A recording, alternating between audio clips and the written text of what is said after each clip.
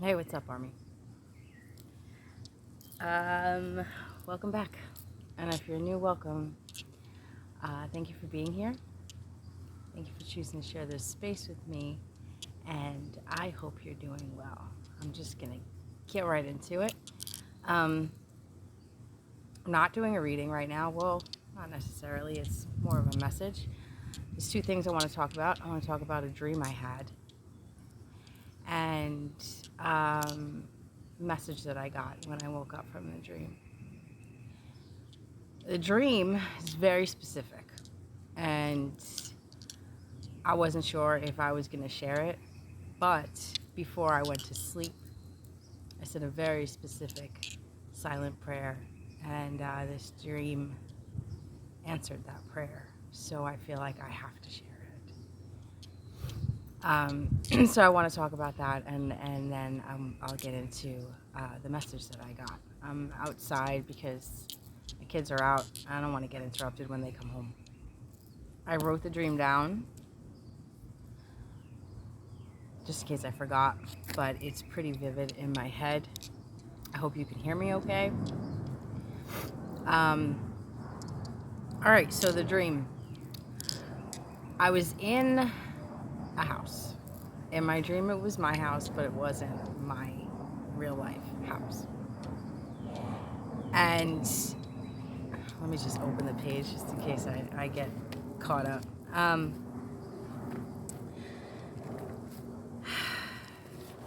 See, I'm already like,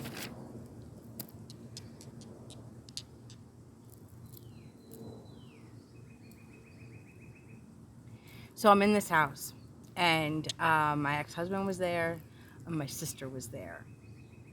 I feel like it's important to say his name is John, and my sister that was there, her name is Denise. I take everything symbolically. And there were other people in the house, and I was like in the house, like just, there was like this energy of like I wanted everybody to just leave. Like there was something that I wanted to do, and I wanted everybody to leave. So my ex was going to the store, and he was asking my sister what she wanted, and my sister was telling her that she wanted the nail polish that I had because I used the rest of it. It was like an almost empty bottle, and she wanted him to get her another bottle. And someone came out of like the back of the house, and they brought the bottle, and I saw the bottle, and it had a very specific name on the front of it, but I cannot remember what the name was on the front of it. It was like in black bold lettering, and the color was like this iridescent blue. It wasn't light blue, it wasn't dark blue, it was like medium iridescent blue. And I grabbed the bottle, and I was like, buy your own nail polish. And she got irritated, and she walked out, and he left, and everybody left. And there was this other girl there who I don't know, but in my dream she was my best friend, and everybody knew that she was my best friend. She was like the girl, if you want to know anything about me, that's the girl you go to. She was there. And so everybody leaves the house, and my dream kind of skips to me being in a car with this girl and her chauffeur. She had a chauffeur, somebody that she knew. She was very comfortable with this man. And let's see if I missed anything. No? Okay. So she's in the back seat, and I'm in the front seat next to this chauffeur guy. Now this guy is like a big man, not muscular man. He's obese, for lack of a better term. Actually, he's a big man, like he takes up the whole seat, and he's got this dark hair and a beard, and he had this accent. It was almost like a Russian accent or something. I don't know. I'm not good with accents, and I'm not even going to try and mimic it. It was this, he just had this accent. and he was like all sweaty and nervous, and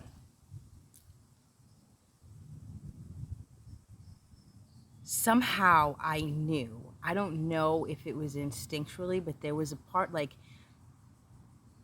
maybe I just don't remember the part of the dream, but it was like I'm in the car, and I knew of a conversation that he had with somebody else, talking about how he was going to take us somewhere where we weren't supposed to be going. He was tricking us, and he was nervous and he was sweaty. Now this man reminded me of a man I've seen before. I did a reading a while back. I think it was the one, they thought it was a foolproof plan, but God.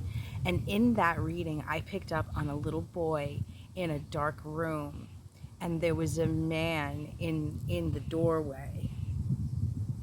This man looked like that man, except that man was much more like confident in how evil he was. It was like the position that he took in that doorway was confidence, where this man, even though they look the same, they definitely look the same, this man was like, he was nervous. He was nervous, and he was sweaty about what he was doing. I don't know how else to explain it. So the girl that was in the back, who is this man's chauffeur, who's supposedly my best friend, she's just trusting and not paying attention. She's just like on her phone, whatever, trusting that he's taking us where it is that we're supposed to go. But I knew differently, and I didn't want to set off any alarm, so I was just like scrolling through my phone. And every time I touched my phone, this guy got nervous. Like, what are you doing?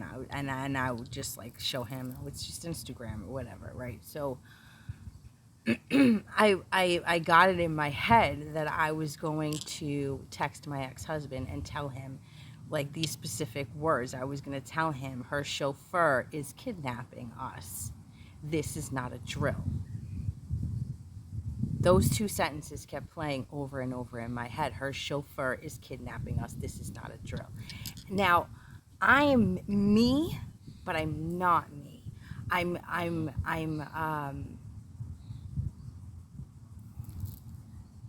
the only way I can explain it is like I'm not me. I'm somebody else, but I'm me. And me and this other girl are young. I would say like 14. Because of the way that we were acting, the way I was acting, the way I felt. I had a backpack on my lap, and I had my phone, and I was just talking to the guy like whatever, and he was just like real suspicious. He couldn't see what I was doing on my phone because I had a privacy screen on my phone, so he couldn't see it. So he kept asking me, and every time he asked me, I was trying to send this text message. And every time he asked me, well, what are you doing? And I would show him, oh, it's Instagram, it's Facebook, it's whatever. Like I would switch the screen and show it to him. So now I'm trying to find a way to get out of the car. And I say to the guy, I'm like, listen, I really gotta pee.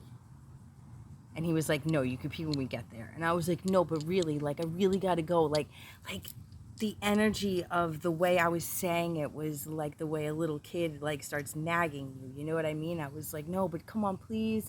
I really gotta go. And he was like, no. I was like, oh, come on, but I really gotta go. And I'm like whining, like, I really gotta go. And he wouldn't let me out of the car.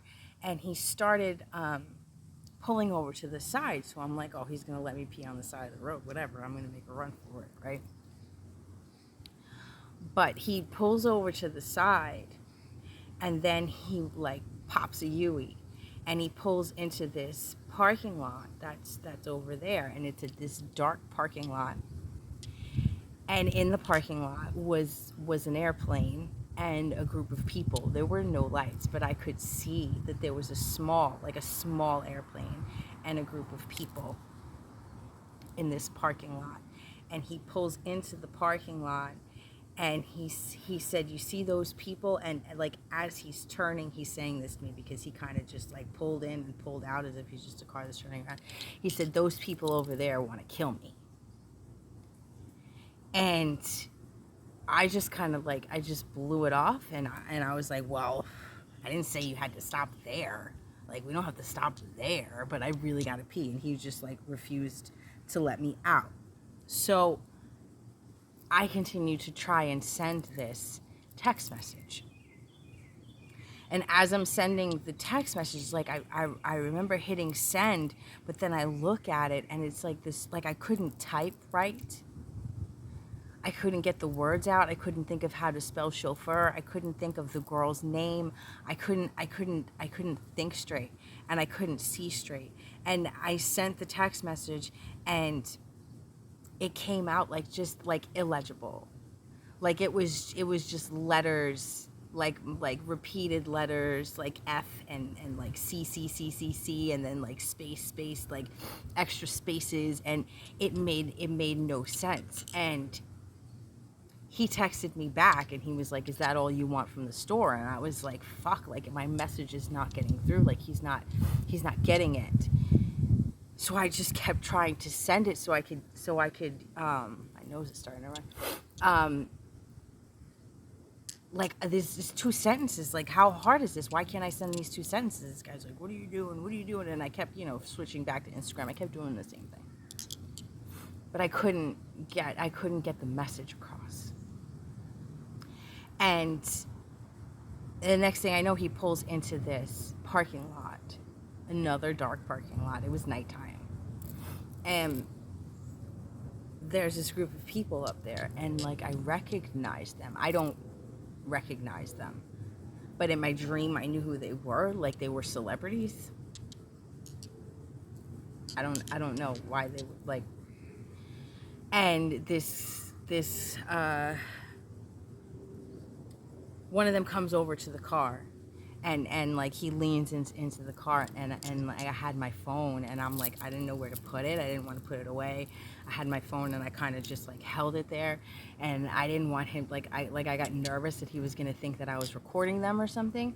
But he just came up like real nonchalant. He like leaned in the window and he looks at me and he was like, hey. And I was just like, hey. So, like I was very relaxed given the situation, given the fact that I was being fucking kidnapped. I was very relaxed, and there was something about this text message. It was almost like a code word, you know what I mean? Like the whole "this is not a drill." Like I just knew that they could find me. I knew they could find me, and so the guy, whatever. I'm like, hey, whatever, and he just ignored me. He didn't pay attention to the fact that I had my phone out, and he told the driver, just park over there.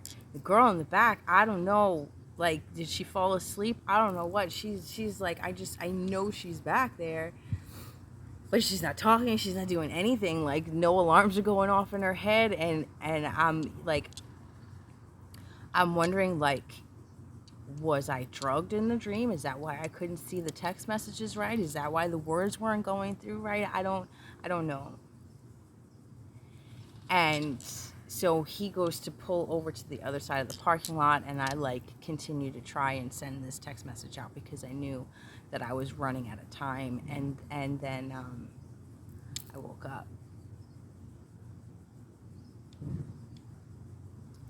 I don't know. I don't know what that's about. I don't know who that's for. But I had to share it. Like I said, I prayed very specifically before I went to sleep, and that's what I got. So I feel like I need to share it.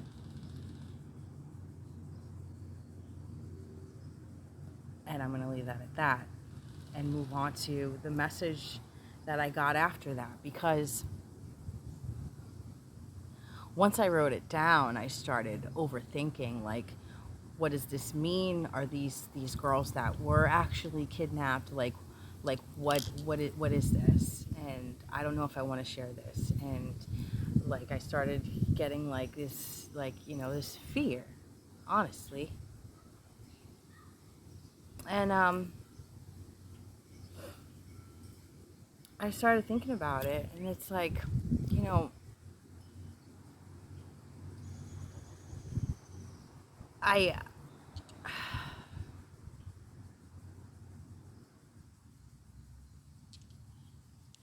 a lot of people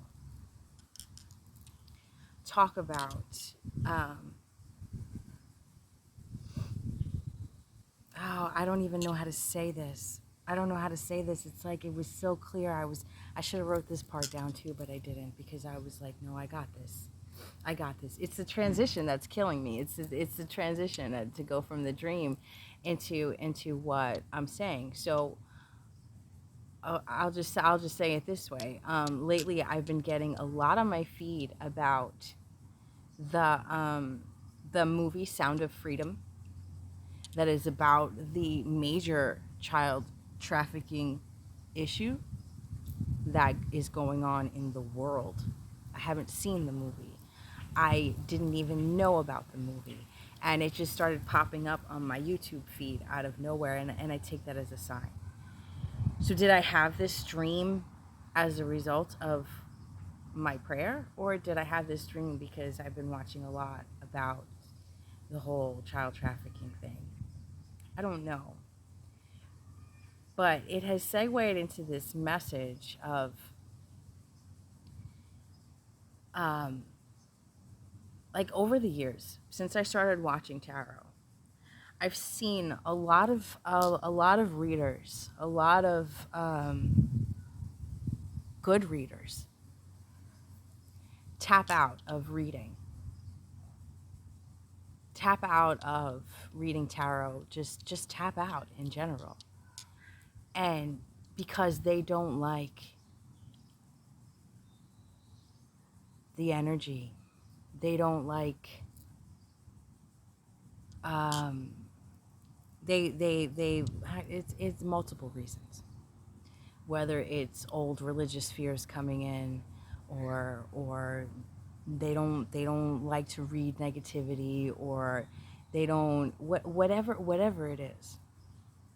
And that's fine. If a person decides that they don't want to read anymore, that's fine.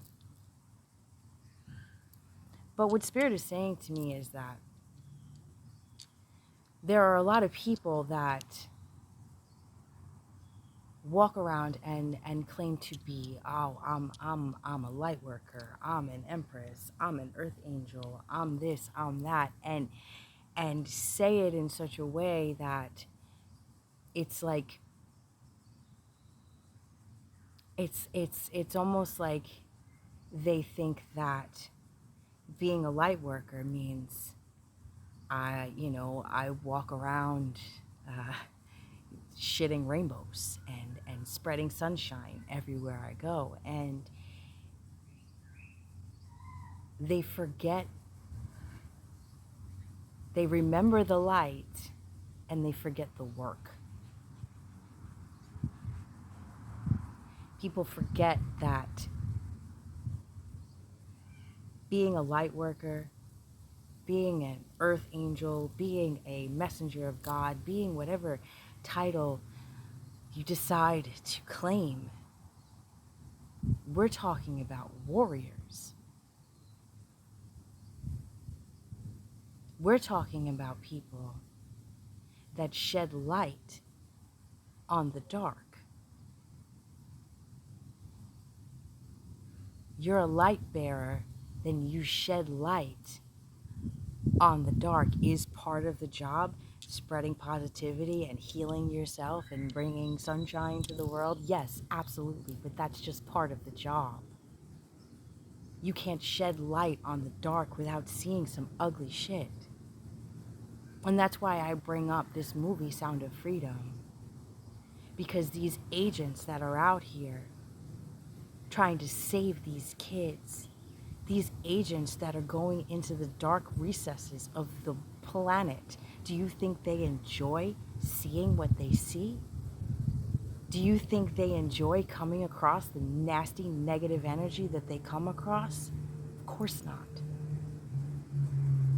Because they have to get into these nasty, disgusting crevices of this planet, does that mean that they're not doing God's work? Light workers, earth angels, like I said, are warriors. And you can't be a warrior if you're afraid of the dark. If all you're doing is walking around shitting rainbows, what are you fighting? There is a war going on, a spiritual war. And when you stand in the light, the dark is not going to just, oh, okay, let me just slink away. Let me just, oh, you're standing there. Oh, okay. No, it doesn't work like that. The dark does not go quietly. And I'm not just talking about the dark in the world, because before you can face the darkness in the world and the dark energies of this planet, you got to face your own fucking demons. You got to be willing to go into the dark recesses of your fucking soul and look at things that people don't look at their entire life. The light has to be brought into you first.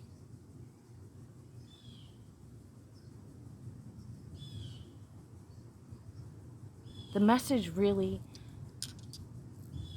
that I got today is that.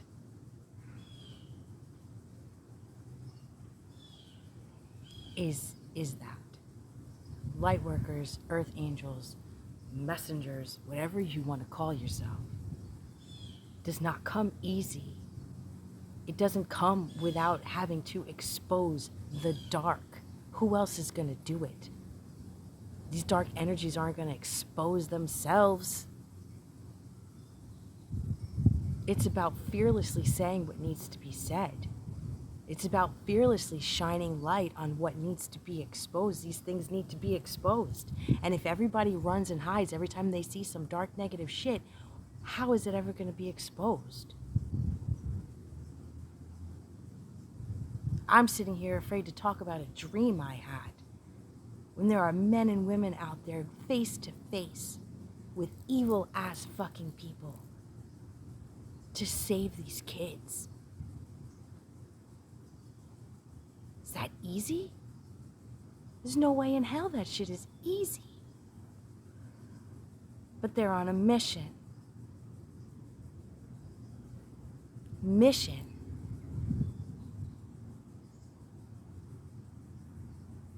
If your path is a light worker, an earth angel, or whatever, I don't even know all the names that are out there of divine beings that claim to be here on a mission, and you're afraid. The minute something challenges you, what are you doing?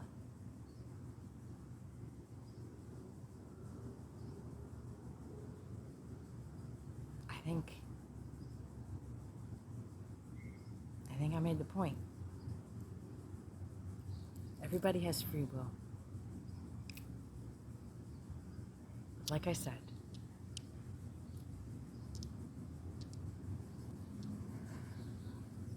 this shit is not for the faint at heart. I'm not saying there's anything wrong with just shedding light and running and hiding every time, you see a dark corner. I don't, it's your life, it's your mission, it's you.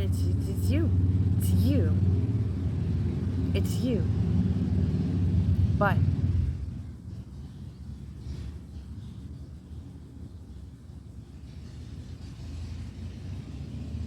the dark does not stand a chance against the light. But you have to believe that. What do we always say? Courage is facing the fear and doing it anyway. I don't like the messages that I get all the time. I don't necessarily like picking up on the energy of these manipulative people, but I don't know who these messages are for. And I don't know who the divine is actually exposing.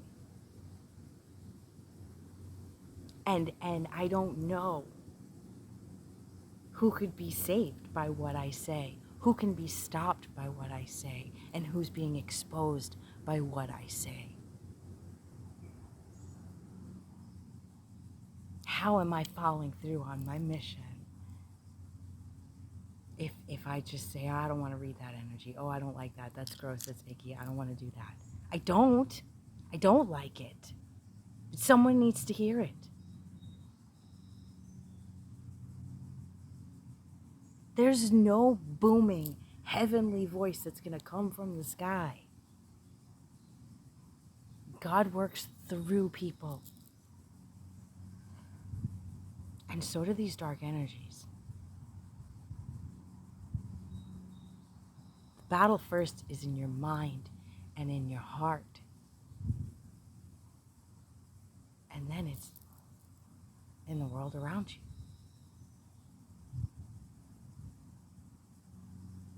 And the darkness, whether it's within you or outside of you, never goes quietly. The job as a light worker is to shed light in the dark. Fucking roaches won't scatter if you don't turn the fucking light on.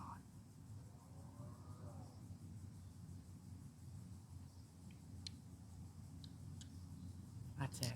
I'm going to leave it at that. I might be back today with a reading. I might not. I don't know. We'll see what happens. If you're still with me, you're a real one, and I appreciate you. Thank you for listening. Let me know what you think. Or don't. Like this video. Or don't. Subscribe. Or don't. I'll be back either way. I'll catch you guys on the next one. You're beautiful. I love you. Okay, real quick. I totally forgot to mention that the girl's name, I remembered it when I woke up. The girl's name, I was trying to remember her name, and I heard Chelsea very clear. So I just wanted to throw that out there, and I'm going for real, yo.